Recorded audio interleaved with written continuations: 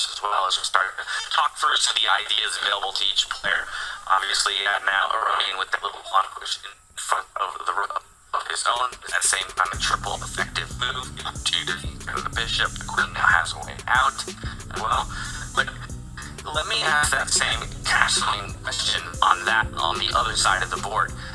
Is it pretty much certain that everyone's going to the right side since we opened so many spaces in front of our king already? Yeah, for the white king, I think it's unlikely at this point. It just looks so airy. Unlikely at this point. It just looks so airy. You never really want to get your king on a side where you don't have any pawn shelter. For the black king, far more viable, but still takes a while to get the pieces out of the way. I'd agree with that. And if I had to make a guess of which move David Howell would have liked to play, having known him for about 20 years now, I think it would have been the G-pawn one step forward and not two steps forward, David. A more controlled approach. And of course, everything is uncontrollable when you've got Arjun Erigaisi playing on the board. He doesn't stop at just 3 pawns moving forward. He gets that 4th pawn on the 4th rank, and this time it comes with a face-off in the center.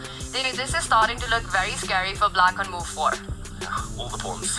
It's the 3-pawn attack on one side, it's a wing attack on the other side potentially. I'm sure he will not stop there. Arjun, given the opportunity, he would love to gain even more space and cramp the enemy army. And how could you not love this approach and this style of play here? He's just so quietly up for conflict at all points in the game. I absolutely love Arjun's approach to freestyle chess.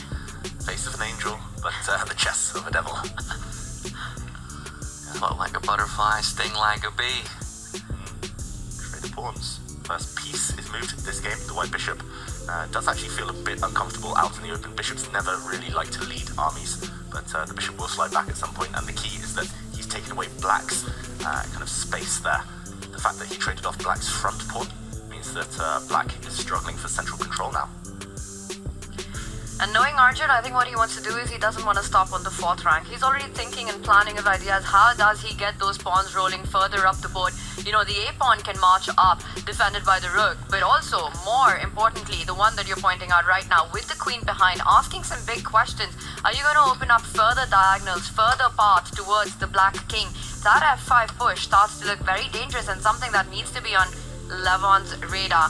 One thing I will say for Levon here, he's played fast, he's played quick. He hasn't been intimidated by Arjun's aggressive play right now. Well, he's playing from his comfort zone. He's playing on the black side of the board. He's just been putting up numbers from this position, so we'll see if he can do that in game 1 of the day. But I gotta take us back over to the Hans Niemann Fabi.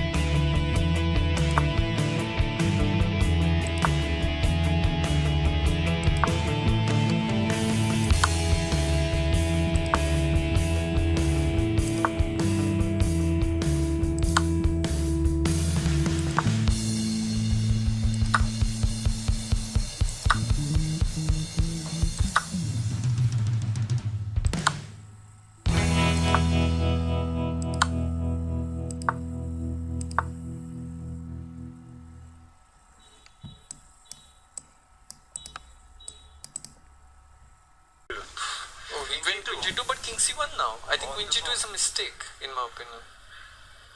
Well, the engine It's a good doesn't move. approve. But king C1? You see what's happening, yeah, man. Too many opinions. Yeah, this is why everybody has to sit with his own board, think about the opening, yeah, because we are influencing each other. Yeah? Just Maybe really- this, maybe It's that. really difficult. But queen d5 seems to be the right spot. King C1, queen D5, rook D2, bishop B5. King C1, queen H1 probably, and you just take on D3 next move. No, but okay, I want to play king b3. King b3, Now- and then King B3, and then queen d5. But how can check, you and bishop take c4, king B1? check. King b1. Okay, this feels wrong. queen d5? queen Bishop D5, C2. bishop C4. Bishop c4, queen d1, rook d2, queen Yeah, d4. that's Queen D5 better. also bishop C2, and now everything is protected. But it also looks very bad with the rook on A2. I think he would give a check on H1. You have Yes, on the board. King c2. to. King B2. No, king C2, sorry.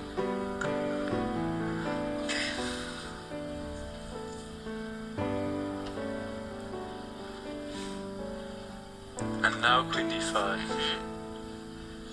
Double attack.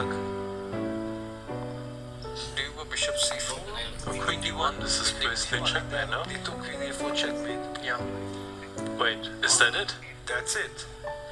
That's game over. Oh, yeah. That's it, yeah.